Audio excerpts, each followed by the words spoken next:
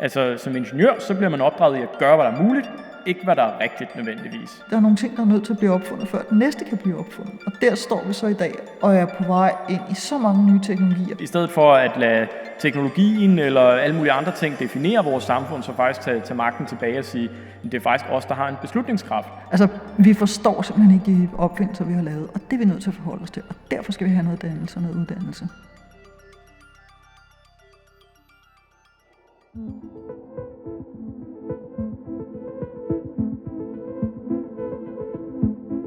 Velkommen til Energien, der forandrede verden.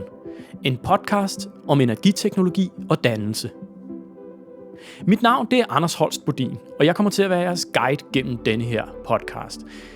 Jeg er til daglig leder af Klimaakademiet, hvor jeg arbejder med at uddanne ledere og forandringsagenter til at skabe klimahandling. Denne her podcast den handler om energiens rolle i udviklingen af menneskets civilisation.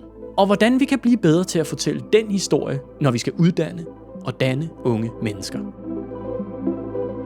Her kommer andet afsnit, teknologisk dannelse i en klimatid. I dag der skal vi tale mere om dannelse. Sidste afsnit af podcasten, der fokuserede vi på energiteknologien, og hvordan den har været med til at definere udviklingen af vores civilisation.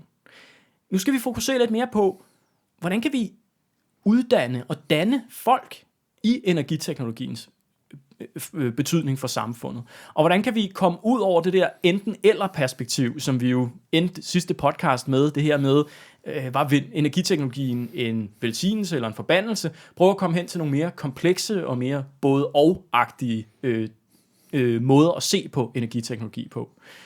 Jesper, du er her igen, og vi har så fået selskab af Lene Andersen, som vi lige har hørt et oplæg med her på Energi og Vand. Og du er jo sådan en af dem der er lidt svær at introducere, fordi du har så mange kasketter og så mange ekstremt spændende ting, du har lavet. Du er oprindeligt økonom, men du er jo også fremtidsforsker. Du har skrevet et væld af bøger, og du arbejder med at opdatere dannelsesbegrebet til det 21. århundrede. Du arbejder med at forstå koblingen mellem teknologi og menneske og filosofi og alle mulige forskellige ting. Det er jo interessant nok, fordi nu talte vi sidste gang om det her med både og perspektivet som noget, vi godt kunne tænke os at fokusere lidt mere på. Og det er jo faktisk, det er navnet på din første bog, eller serie af bøger. Ja. Altså, og jeg tænker simpelthen, i alt den her komplekse og udfoldede, hvad skal man sige, virketrang, du har, kan du så prøve at sætte lidt et ord på, hvad er det, der driver dig? Hvad er det, der driver dig til at gøre det, du gør? Det er meget den teknologiske udvikling, fordi jeg kan se, at vi er ved at køre civilisationen af sporet. Og det, som det betyder at være mennesker, som det har gjort lige så længe vi har eksisteret som art, det bliver udfordret af de teknologier, vi laver. Et af de udtryk, jeg har opfundet, det hedder BINK, B-I-N-K, som står for bioteknologi, informationsteknologi, nanoteknologi og kognitive teknologier. Og vi taler meget om en industrialder og en ITC-alder, en informationsteknologialder. Men det er jo ikke kun informationsteknologi, og den har vi jo haft altid, kan man sige. Men bioteknologien med gensplejsning og kloning osv., informationsteknologi, der begynder at tænke selv og træffe beslutninger for os, kunstig intelligens for eksempel, og så nanoteknologi og kognitiv teknologi, der kan gå ind, ja, enten at tænke for os, eller samarbejde med vores nerveceller og vores hjerne, er så radikalt anderledes end noget, vi nogensinde har haft før. Vi har ikke lovgivning, der kan håndtere det, vi har ikke institutioner, der kan håndtere det, og vi kan ikke begribe det. Så som et projekt, lige siden den første bog, der hed Både og, som udkom i 2005, har været at skabe opmærksomhed om, at det vi er i gang med at opfinde, det er så radikalt anderledes noget, der har eksisteret før, så det at være menneske er ved at blive omdefineret. Og derfor er det nødvendigt ikke blot at tale om uddannelse, men også at tale om dannelse, fordi vi er nødt til at kunne forholde os kritisk til det, der sker. Der er en af de ting, du engang har sagt, som virkelig, sådan, synes jeg også, opsummerer mange af de ting, du siger her. Du siger det der med, at mennesker løser ikke de problemer, de har. De løser de problemer, de forstår. Ja. Og på en eller anden måde er det jo... Så vi er nødt til at forstå noget mere, fordi ellers bliver vi bare ved med at løse utilstrækkeligt, altså de problemer, der er. Ja. Og vi skaber flere problemer, end vi kan løse. Altså, vi forstår simpelthen ikke de opfindelser, vi har lavet, og det er vi nødt til at forholde os til. Og derfor skal vi have noget dannelse og noget uddannelse. Så alle de her komplekse udfordringer, vi har skabt for os selv, og som teknologien skaber for os, det er vi nødt til at begribe på en ny måde, og her er dannelse et nøglebegreb. Hvis du skal sådan prøve, dannelse er jo sådan et ord, det har vi kendt i mange år, og det er et meget fluffy ord, men hvis du skulle give din definition, hvad er så dannelse? Det er to forskellige slags viden. Den ene, det er den overførbare viden, som er ret nem at overføre. Det kan være matematik, og det kan være at forstå, hvordan den vindmøllen den virker, og det er det, vi typisk måler på i PISA-tester osv., og jeg kan teste, om hvis jeg har lært dig matematik, om du så kan lave regneopgaverne rigtigt bagefter, og du er så ingeniør, det er jeg ikke, så du er faktisk bedre til det, end jeg er, men det kan vi hurtigt finde ud af, om den der vidensoverførsel, den har fundet sted, og man kan kalde det sådan en horisontal overførsel af viden fra den ene person til den anden, så vi kan kalde det sådan en horisontal viden. Så der er en anden slags viden, som ikke kan overføres. Og det er livserfaringen, og det er den følelsesmæssige udvikling. Og det vil sige, hvis du og jeg er gode venner, så gør jeg et eller andet, som du synes er virkelig, virkelig grænseoverskridende dumt af mig, og så tænker du, hende der alene, jeg skal ikke være ven med mere, og så siger du, farvel Lene Andersen, og så står jeg der med skægget i postkassen, og så tænker jeg, det var dog for dumt, jeg gjorde det, fordi nu gik Anders sin vej. Så har jeg lært noget, som er en form for viden, der ikke kan overføres. Og jeg kan prøve at fortælle det til Jesper, hvordan det var, men hvis Jesper aldrig oplevede, at der var en, der gik, fordi han ikke gad at være venner længere, så vil Jesper bare tænke, ja, jo, men hvor slemt kan det være? Indtil der så er en af Jespers venner, der går sin vej og siger, nu gider jeg ikke se dig mere, og så siger Jesper, nu ved jeg, hvordan det var, du havde det. Så det er en anden form for livserfaring, og man kan fortælle om den, men man kan ikke overføre den. Til gengæld, hvis den anden har oplevet noget, der ligner det, så kan man sige, jeg ved præcis, hvordan du har det. Og det handler om personlig dybde, det handler om følelsesmæssig dybde, så man kan kalde det sådan en vertikal, eller lodret viden, der har sådan nogle følelsesmæssige rødder ned i os selv, men det kan også være vores æstetiske kultur og så videre, hvor man knytter nogle følelser til at opleve nogle følelser, når man hører musik eller poesi, ser en film og så videre, læser en god bog, så man får sådan nogle dybere og dybere rødder ned i sit følelsesliv, men også måske højere og højere moralske aspirationer, og sige, jeg skal i hvert fald ikke være sådan en, der gør sådan der en gang til, så mine venner, de går fra mig. Og derfor, så, når man så kombinerer de her to, og siger, at der er den overførbare viden, som vi er nødt til at have, for at kunne forstå den verden, vi er i, og der er den livserfaring, der gør, at man så også kan finde ud af at være sammen med andre mennesker i den, det er en meget stor del af dannelsen, og så er der lige et par ting til, fordi det her, det er jo så noget, der sker i en social sammenhæng. Og samtidig så er vi jo hver især født meget forskellige. Altså vi har forskellige talenter og intelligens og humør og psykiske komposition, ikke? Og det vil sige, at hvis vi tre lærte det samme og gik igennem de samme oplevelser, så ville vi stadigvæk have 3 vidt forskellige oplevelser ud af det, og det vil sige, at vores dannelse ville stadigvæk være meget individuel, selvom den vil ske i den samme kultur, vil ske i den samme kontekst. Så det er ikke bare sådan overførbar viden, personlig erfaring, og så er det ligesom klapset af. Det er også det er meget individuelt, og det er en del af noget kollektivt. Det lyder super, super interessant, Lene. Hvis nu jeg spørger direkte, jeg er jo meget optaget af den klimakrise, vi står inde i nu. Hvis du skulle perspektivere din dannelsestænkning på det, hvordan vil du så gøre det? Så med hensyn til den overførbare viden, der er spørgsmål om at forstå, hvad der foregår, og hvorfor har vi en klimakrise. Ja. Og det er, jeg kan ikke sige, det er nemt, men det er jo sådan relativt formelt set meget simpelt at sige, at der er de her forklaringer, det her forklaringer, det her forklaringer, og fysikken kan sige det, og meteorologien kan sige det, og øvrigt også en masse uddøende arter med alle mulige andre problemer, vi har skabt. Så det er så den faglige i det kan vi overføre den der viden, og det er måske egentlig ikke så vanskeligt. Der, hvor det vanskelige opstår, det er så, at vi alle sammen går rundt med nogle følelsesmæssige barrierer over for at tage den her oplysning ind, fordi vi har alle sammen nogle idéer om, og det er så det vores livserfaring, vores opdragelse, kultur osv. har givet os, som handler om, hvem er jeg, og hvad er et ordentligt menneske. Og hvis jeg er vokset op i en kultur, der siger, at et ordentligt menneske er en, der har succes på en ganske bestemt måde, eller har anseelse på en ganske bestemt måde, og alt det, der ligesom har været, når familien skulle være sammen, og alt det, der ligesom fortalt os, at nu hygger vi os, nu har vi det godt sammen, det er, at vi alle sammen går op i en flyver til Thailand, hvor vi sidder og spiser indfløjne æbler fra Danmark og masser af kød og kører nogle store biler, og så flyver vi hjem igen. Hvis det ligesom er det, der både giver status, og som gør, at mine forældre fortæller mig, at vi har det godt sammen og alle mulige ting, så gør det sindssygt ondt at skulle lave den opfattelse om, fordi det er simpelthen noget, der ligger dybt følelsesmæssigt i os, at det giver status, det giver familiesamvær, det giver alle mulige ting, og nu kommer der så nogen og siger, at det må man ikke, eller også skal det være så dyrt, at det har vi ikke råd til. Og så gør det ondt på en helt anden måde, end hvis jeg ikke kan forstå, hvad CO2 er, og hvor mange partikler der må være i luften, før at temperaturen begynder at stige. Det er også 2 forskellige måder at lære på, og det er 2 forskellige måder at acceptere verdens tilstand i. Og jeg tror, altså, vi har al den viden, der skal til at løse vores klimaproblemer. Det er ikke overføringen af viden, der er problem.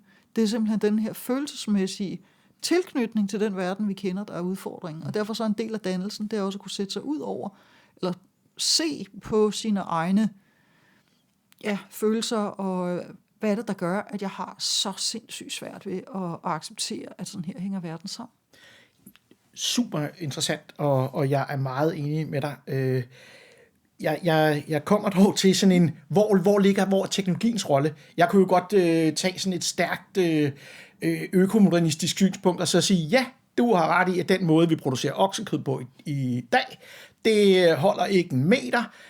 Jeg vil enten sætte en prop i bagen, eller hive metan ud, eller jeg vil putte det ned i kunstigt kød, og dyrke nogle celler, og skære ned på mængden af køer, vi har i Danmark, til at have nogen gående rundt med og ligne Frilandsmuseet som sådan. Det er jo også et perspektiv som sådan, som også vil kunne gå ind og løse den samme grundproblemstilling, nemlig den måde, vi producerer oksekød på, har et gigantisk udslip. Hvordan forholder din dannelsestænk sig til den her, sådan, hvad kan man sige, økoromantiske, adfærdsmæssige tænkning kontra en mere teknologisk en? Og nu tog jeg den helt ud på det ekstreme, så det er ikke nødvendigvis, fordi jeg mener det. Den er ikke særlig ekstrem, den er, og alternativerne findes jo. Men det gør de jo, og de er på vej. De er på vej. Ja.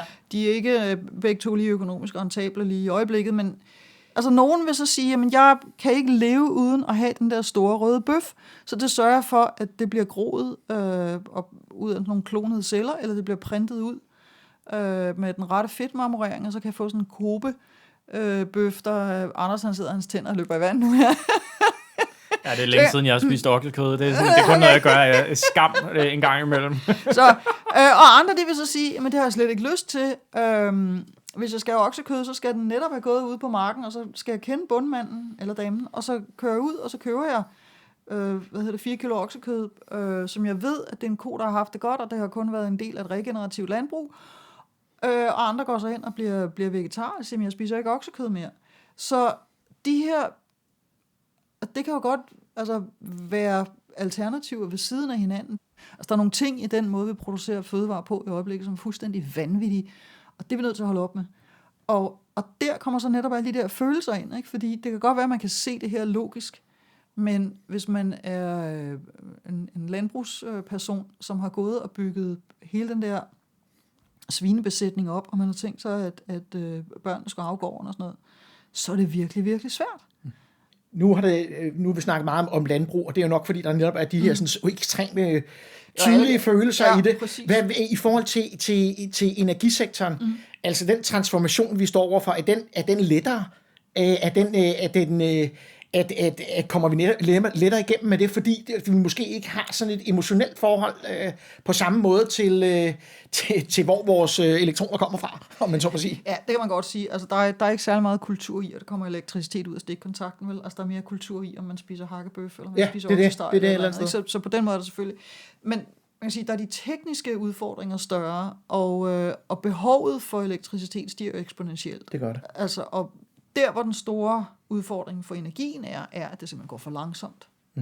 Og det er nogle meget lange anlægsudgifter, og specielt også, hvis vi taler om den her nye form for atomkraft. Ikke? Altså, bilerne er nødt til at blive lavet om, forsyningsnettet er nødt til at blive lavet om, altså der er alle mulige ting, der er nødt til at blive lavet om, for at man kan lave den omstilling på energi. Så den er praktisk talt svær, men ikke kulturelt, tror jeg. Det er du ret i. Hvis vi skal tilbage til begrebet dannelse, så kan man sige, at jeg er uddannet ingeniør oprindeligt, og noget af det, som jeg synes er tankevækkende, det er jo, at jeg er en af dem, der er uddannet til at lave fremtidens teknologi. Men når jeg skulle lære om det, så lærte jeg altid om, hvad var muligt, og hvordan kunne vi gøre det mere effektivt, og hvordan kunne vi blive hurtigere til at opfinde ting, hvordan kunne vi skabe innovation og alt sådan noget. Men jeg lærte jo sjældent noget om, hvad skal vi sige, de etiske problemstillinger, hvad er rigtigt at gøre. Altså som ingeniør, så bliver man opdraget i at gøre, hvad der er muligt, ikke, hvad der er rigtigt nødvendigvis. Det er måske ved at ændre sig nu, altså der har været tale om at indføre et ingeniørløfte lige frem, hvor man skulle sådan, ligesom lære, lave et løfte på, at man vil bruge sine kræfter i den gode sags tjeneste, og sådan noget. Så der er måske nogle ting på vej, men noget af det, jeg synes er tankevækkende ved dit dannelsesbegreb her, det er jo det her med, at du siger, jamen, en ting er den overførbare viden, som er noget, vi får på vores uddannelse, men vi har også brug for noget andet. Vi har brug for en følelsesmæssig modning, vi har brug for en mere bred dannelse. Og jeg synes, du har en model, som måske kunne være interessant lige at komme ind på, og det er en, du kalder dannelsesrosen. Og det er sådan en model, der giver overblik over 7 sådan domæner, som man er nødt til at forstå, som man er nødt til at have inde i sin dannelse, for faktisk at kunne begribe det samfund, vi lever i. Så jeg tænker, vil du ikke udfolde engang den her dannelsesrose? Det er så godt at gøre en podcast uden billeder, men jeg skal gøre mit bedste. Vi kan gøre det hurtigt. Ja, vi gør det hurtigt. Alle samfund har følgende 7 sektorer eller domæner, hvis de overlever længe. Det ene, det er produktion, og det er produktion af mad og tag over hovedet og energi osv. Alle samfund har noget teknologi, de bruger til den her produktion. Alle samfund har æstetik, altså det ligger dybt i mennesket, at vi gerne vil have skønhed, og vi smukkeliserer vores omgivelser, os selv, vores bygninger, alle mulige ting. Og vi laver musik og så videre. Vi kan ikke leve uden, og det kan vi godt, men det bliver rigtig trist. Alle samfund har magt af en eller anden art. Hvis vi går tilbage til en jæger-samlerflok, så er der måske en shaman eller en gammel klog kone, der har magten. Og i vores samfund, der er det så folketing og regeringer, domstole, politi og militær og sådan nogle ting. Alle samfund har viden lagret og er også i stand til at generere ny viden. I vores moderne samfund, der er det så en videnskabelig proces, men oprindeligt, der har man selvfølgelig via erfaring, trial and error, fundet ud af, hvad fungerer ikke, og kan man spise de her svampe, eller kan man ikke spise dem, eller man kan spise dem 1 gang, kan man også spise dem 2 gange. Så der er viden i alle samfund, og så er der narrative fortællinger i alle samfund, der holder sammen på samfundet, og det kan være de store fortællinger om, hvor vi kommer fra, men i moderne samfund kan det også være ideologi, og det kan også være religion for eksempel. Og det er der, vi har indlejret vores moral, og det er der, hvor man lærer børnene om, hvad er et godt menneske. Når man fortæller de her historier, så lærer man ligesom, hvad vil det sige, hvad er et godt menneske i det her samfund. Så de narrative fortællinger har vi også alle sammen i alle civilisationer og alle samfund. Og så er der en etik. Og etikken, den er så lidt svær, men sådan som jeg definerer det i den her model, så er moralen, det er det, der fortæller os, hvordan vi skal gebære os i kendte situationer, og det vil sige, det er sådan noget, man må ikke stjæle, og man må ikke snyde, og man må ikke bolle med naboens kone, og der er alle mulige ting, som man ikke må, og det står ikke i lovgivningen, men alligevel må man ikke. Fordi der har vi været før, det var en rigtig dårlig idé, hvis der var mange, der gjorde det. Det kan også være en dårlig idé, hvis der kun er en, der gør det, men det må man ikke. Etikken, det er så de principper eller grundtanker, som vi er nødt til at undersøge eller gå til, når vi så står i en ny situation, hvor vi aldrig har været før. Og det er jo der, hvor vi står med den teknologiske udvikling, det er der, vi står med klimaforandringer, det er der, vi står med masseuddøende arter osv., og insekter og alle de her ting. Det har vi ikke stået over for før, og vores moral, som vi har lært som børn og gennem vores socialisering, den giver os ikke tilstrækkelige svar på det her. Så nu er vi nødt til at gå til etikken og sige, hvad er det så egentlig for nogle principper, der ligger ned under vores moral og ned under vores samfund, og alle de her store fortællinger, som kan sige, hvad er okay og hvad er ikke okay. Og det er ikke okay, hvis alle ikke har adgang til vand. Det er ikke okay, hvis vi ikke har et bæredygtigt samfund. Det er ikke okay, hvis det hele tørrer ud. Nu sidder vi en meget solbeskinnet dag, og noget, der ser ud til at blive endnu en meget tør sommer. Formentlig den køligste sommer, vi nogensinde kommer til at opleve de næste mange år, måske resten af vores dage. Ikke? Det er forfærdeligt at tænke på. Og der er vi nødt til at gribe til etikken, fordi der er ikke noget moral, der kan fortælle os, hvad vi skal gøre. Og så er vi nødt til at opfinde ny moral og lave det til narrativer. Og dannelsesrosen, som man forestiller sig, magten sidder inde i midten, og så rundt om, som de der blomster, kronblade, der er så produktion og teknologi og æstetik og videnskab og narrativerne og etikken, og de spiller sammen, og hvis man gerne vil se, hvordan det hænger sammen, så googler man dannelsesrosen, så kan man godt finde den på nettet. Men pointen er, at hvis man skal begribe det samfund, man er i, så er man nødt til at kunne forstå noget af alle 7 domæner. Man er nødt til at kunne tale mere om det. Man er nødt til, når man åbner radioen og hører nogen, der siger et eller andet om Folketinget, eller siger noget om en ny lov, eller siger noget om teknologi, eller siger, og så er der jo et premiere på en ny ballet. Så har man den der følelse, jeg ved godt, hvad det er, de taler om. Jeg kender ikke alle detaljerne, og jeg er bestemt ikke ekspert, men nu kan jeg godt høre, at nu siger de noget, der handler om et eller andet, der er vigtigt, eller de siger noget, der handler om noget, der er noget vrøvl. Og for at være alment dannet i vores tid, der er der sindssygt meget, man er nødt til at vide en lille smule om og kunne følge med i. Og noget af det er så alt det her bæredygtighed, teknologi, vindmøller og elektricitet og teknologi. Og det er en udfordring. Ja. Jeg vil lige prøve at gøre det lidt konkret. Fordi jeg tænker for eksempel, nu taler vi jo om energiteknologi i den her podcast. Ikke? Og så kan man sige, hvad har det med narrativ at gøre? Hvad har det med etik at gøre? Det er da bare noget, der skal fungere. Men jeg talte med en ældre mand her for nylig, som fortalte, at dengang, at det ligesom var begyndt at blive billigt nok, at man kunne for eksempel tage lange bade, så havde det for ham været en fortælling om fremskridt. Ja. Det havde været en fortælling om luksus, det havde været en fortælling om, nu er vi nået frem til et samfund, hvor vi kan tage de lange bade, og hvor vi er blevet frigjorte til det. Ja. Og det er jo ikke bare en teknologi, det er også en fortælling, eller det er et narrativ om, hvad er det gode liv. Og det er også en hvad skal man sige, det er en ny moral, eller måske en ikke så reflekteret etik, eller hvad skal man sige, som også legitimerer det. Men på det tidspunkt var det jo et fremskridt. Ja, og det, selvfølgelig, det er jo også et fremskridt, ikke? Men der er bare stor forskel på kun at se det som en teknologi, og så se det netop, nu greb jeg bare fat i narrativet og etikken, ikke, som to andre domæner, som kobler sig til det. Så på den måde, så synes jeg, at den her dannelsesros, det er jo en måde ligesom at forstå samfundets udvikling, ikke kun betinget af, nu opfinder vi noget nyt, og så begynder folk at bruge samfundet på en anden måde, eller så begynder folk at opføre sig på en anden måde, men at det simpelthen også, hvad skal man sige, har en koevolution. Ja. Altså det udvikler sig sammen. Ja, altså det der sker i de her 7 domæner, som jeg nu har, det er jo sådan en prisme, man kan se samfundet igennem. Og man kan få øje på nogle ting, når man sådan kigger igennem det her, siger man, har vi husket at forholde os til det hele, for eksempel? Ikke? Fordi typisk, så forholder vi os bare til, kan den her teknologi det, eller kan den ikke det? Men spørgsmålet er også, hvordan giver det mening for folk? Og det er i høj grad det, som den her dannelsesrose, den er med til at vise. Vi skal have alle 7 domæner i et fornuftigt samspil, og der står vi så netop over for, hvad er det for nogle fortællinger, hvad er det for en moral, hvad er det for en etik, hvad er det for et helhedsbillede, vi i virkeligheden går rundt og bærer på. Og det er den. Og så har vi nogle følelser involveret der alle sammen, ved at investere nogle følelser i det, og en fortælling om, hvem vi er. Jeg har lige en af de grunde til, at jeg godt vil have dig her, det var jo også den her sådan, hvad er det, der bestemmer, hvilken teknologi vi bruger? Det var ligesom det, der ligesom var det elementet, og hører jeg dig sige, at, hvad kan man sige, alle de her sådan, domæner spiller sådan set sammen i forhold til, hvilke valg af teknologi, som man i et samfund kan have. Ja. Altså, kan man godt forestille sig, at man ikke bruger visse typer af teknologi, hvis det for eksempel ikke hænger sammen med en etik eller det narrativ, som nu er det fremherskende? Jamen, det kan du sagtens have. Altså, vi har jo nogle religiøse, fundamentalistiske regimer rundt omkring, som nærmest insisterer på at befinde sig i fortiden. Ja. På nogle områder, men på andre områder er fuldstændig med. Ikke? Altså, kan man tage Taliban, som gerne selv må bruge mobiltelefoner og alle mulige ting, men pigerne må ikke gå i skole. Altså, man siger, undervisning er jo også en form for teknologi. Helt bestemt. Alle samfund har jo forskellige tabuer, ikke? Og der kan være, altså nu lige i øjeblikket bruger vi så ingenting fra Rusland, i hvert fald nogle af os. Og det er jo simpelthen, fordi vi så har nogle principper og en etik, der siger, at vi vil ikke handle med folk, der starter en krig i Ukraine. Og derfor så, ja, der kan godt være valg, man vælger fra, men jeg vil sige, der er en anden ting, som er mere relevant, som er, at hvornår er man i stand til at opfinde noget nyt? Hvornår er man i stand til at løse eksisterende problemer på en ny måde? Og det hænger jo så sammen med, altså der spiller de her domæner jo virkelig sammen. Vi bygger jo hele tiden oven på det, der var før. Og der er en grund til, at de ikke opfandt bilen i renæssancen, fordi der var ikke opfundet dampmaskinen endnu. Men den kommer så med oplysningstiden. Der er også grund til, at de starter med at gøre det til det vandpumper, og så bliver det tog på skinner, og så bliver det sådan nogle spindemaskiner osv.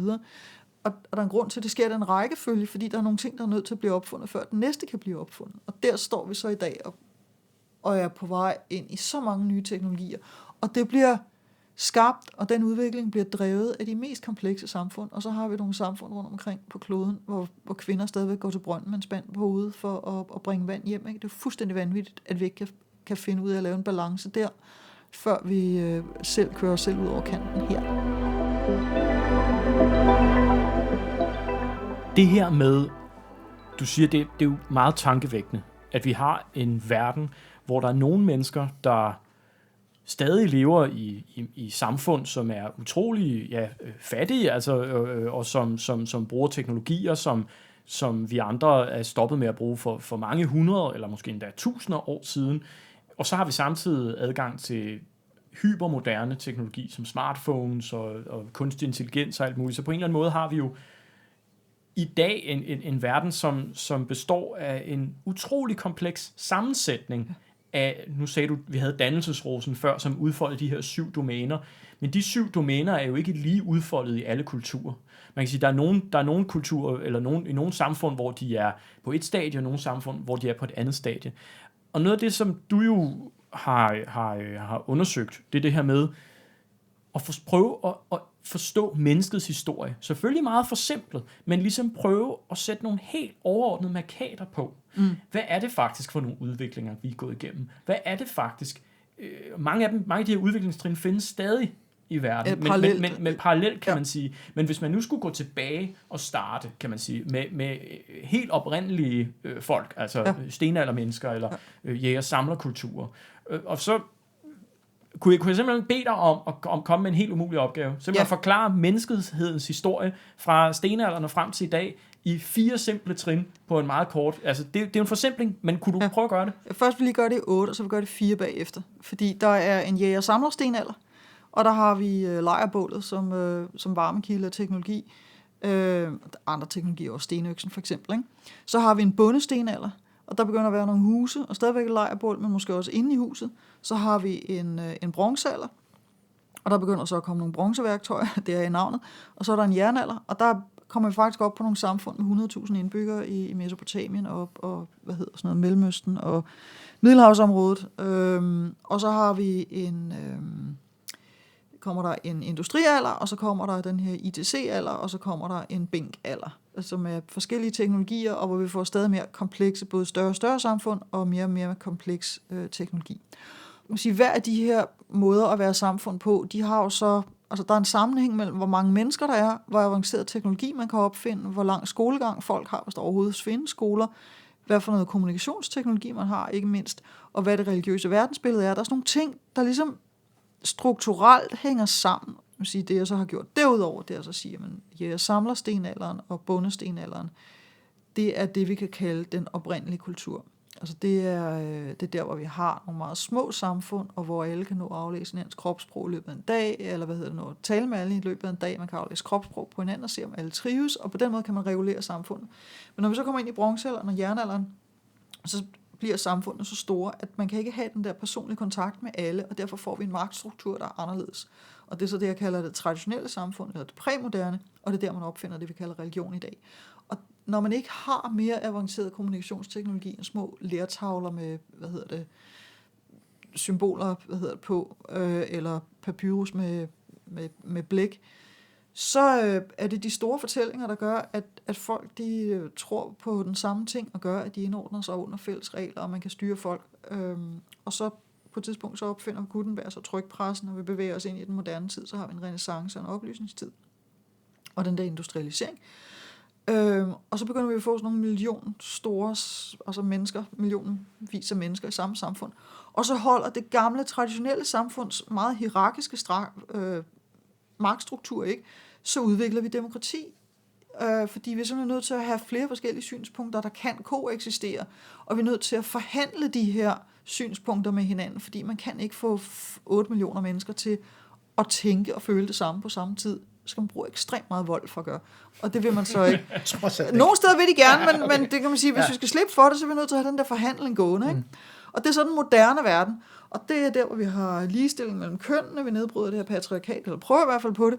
Og tvivlen bliver lige pludselig okay at have. Vi opsøger en ny, viden bliver skabt via videnskab og så videre. Så det bliver en ny måde at tænke på. Og så begynder vi så for 30-50 år siden med det postmoderne, hvor vi sådan har en ironisk distance til ting. Vi kan dekonstruere det hele, og det hænger blandt andet sammen med, at vi får elektroniske medier, der gør, at vi kan sidde hjemme i stuen og se, hvordan de lever i resten af verden. Og derfor så ser vi, at vi får også en migration på ny måde.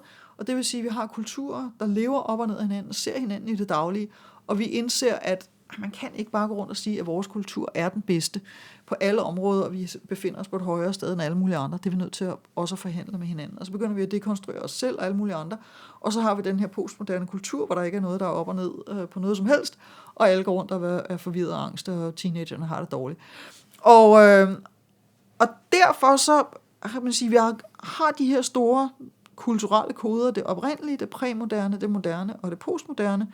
Og det jeg så blandt andet taler om, det er at sige, kan vi bringe det her sammen på en meningsfuld måde, som vi så, nu kalder jeg så det metamoderne, men hvor vi tager det bedste fra den her menneskelige erfaring og skaber en fremtid, som både har det oprindelige, hvor man i øvrigt jo levede i harmoni med naturen, havde sådan en cirkulær verdensforståelse. Vi er nødt til at føle, at vi er natur for at kunne lave en bæredygtig udvikling. De store klassiske traditioner med religioner og æstetik osv., som har kæmpet med de store eksistentielle spørgsmål, og vi har det på skrift, vi har 3-4.000 års kilder på, hvad det vil sige at være menneske. Det er vi også nødt til at have med ind i fremtiden, og hele den moderne erkendelse og styreform osv. er vi også nødt til at have med, og så er vi også nødt til at kunne dekonstruere hele måden og sige, ja, det er jo bare noget, vi har fundet på. Vi er stadigvæk nødt til at have det, men det er bare noget, vi har fundet på. Og hvis vi kan bringe det sammen på nogle fornuftige måder, så er jeg sikker på, at så kan vi godt lave en meningsfuld verden, en holdbar verden, hvad hedder sådan noget, bæredygtig verden, og hvor vi kan så vælge bevidst, hvordan bruger vi de forskellige teknologier, og hvad bruger vi dem til. Og der vil være nogle løsninger, der passer rigtig godt ind i familien, den lille kreds, men som ikke fungerer til hele samfundet. Altså, man kan ikke have et atomkraftværk derhjemme, men man kan måske godt have en vindmølle, eller solceller på taget for eksempel. Så der er også noget med gruppestørrelsen der. Hvad for nogle teknologier vælger man at bruge i hvilken kontekst, og hvad er det, de skal levere? Nu startede du med at gå tilbage til de oprindelige folk omkring bålet. Ja. Og så kan jeg jo godt se undervejs, der kommer der mere og mere energi per capita. Hvad har det betydet for samfundets udvikling, at vi ligesom har fået mere og mere energi til rådighed? Det betyder enorm frihed og muligheder. Du siger det med de lange bade, ikke? Men det betyder også, at man kan sætte sig ind i bilen og tage på ferie. Man kan sætte fly og tage på ferie. Der er frigivet kreativ kraft og så videre, og der er nogle virkelig, virkelig skøde jobs, som vi ikke har med, om de findes andre steder ude i verden. Ikke? Altså, det var ganske almindelig ungdomsarbejde at stå og muge ud bag køer med en møgrev. Ikke? Det er der så ingen, der behøver at gøre mere, vel? Til gengæld så sætter vi dem så ind på en skolebænk. Med en skærm foran, så der er måske nogen, der virkelig er det bedre med at stå og muge ud en gang imellem. Men altså, det har givet en masse fordele, og det er også derfor, vi er blevet ved. Men jeg har sådan en oplevelse af, at vi begynder at nå til også sådan et punkt, hvor vi begynder simpelthen at gå over åen efter vand med de opfindelser, vi laver. Altså, de løser faktisk ikke flere problemer, end de skaber. Vi når sådan et eller andet skift i... hvor vi er virkelig, virkelig nødt til at overveje, er det her faktisk et fremskridt, eller er det bare mere komplekst? Fordi indtil videre har det generelt været fremskridt, samtidig med, at det er blevet mere komplekst. Men det er jeg ikke sikker på, at det bliver ved med at være, og det er vi nødt til at forholde os til, og blive bedre til at vurdere. Kan klimakrisen spille ind i det? Det kan i hvert fald, og jeg vil sige, altså, jo flere penge man tjener, desto mere sviner man. Altså, jo rigere man er, desto større klimabelastning udgør man. Og belastning i det hele taget. Ikke? Og det vil sige, hvis vi nu alle sammen besluttede for, at vi skulle have lavere løn og kortere arbejdstid, og skulle købe færre materielle ting, og i øvrigt bruge mere tid sammen med vores venner og familie, og lære at spille tuba, eller hvad man nu havde lyst til, så kunne vi faktisk løse vores klimaproblemer meget, meget hurtigt.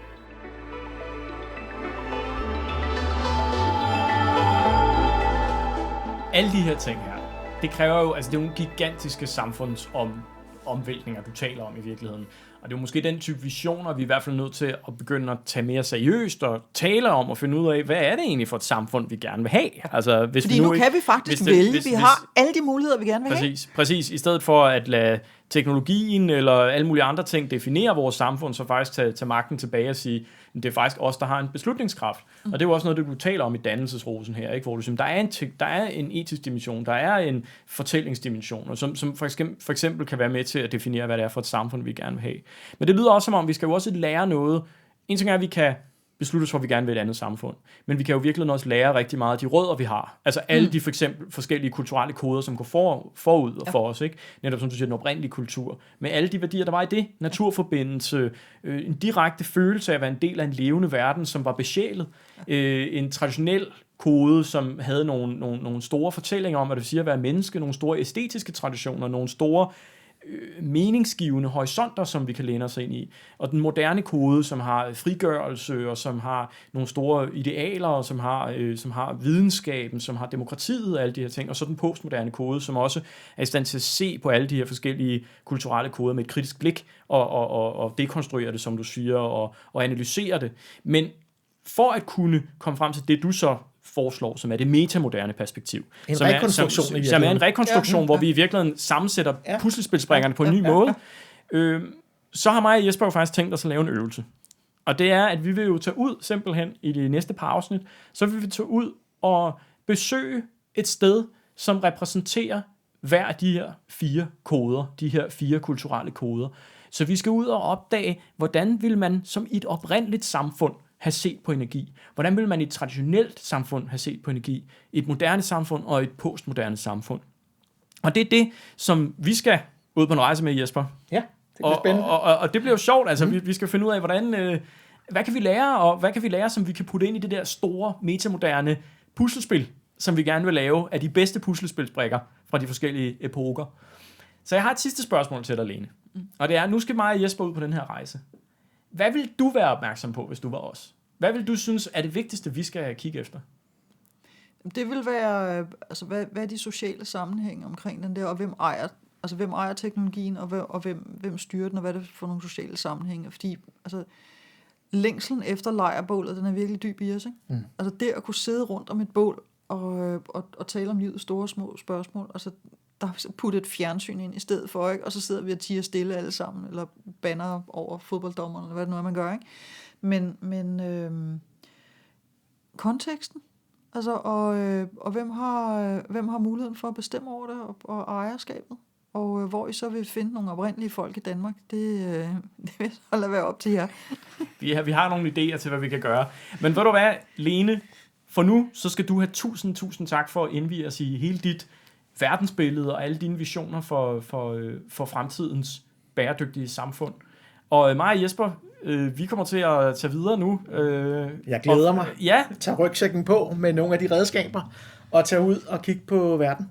Ja, så vil vi sige tusind tak for i dag, og vi ses i næste afsnit.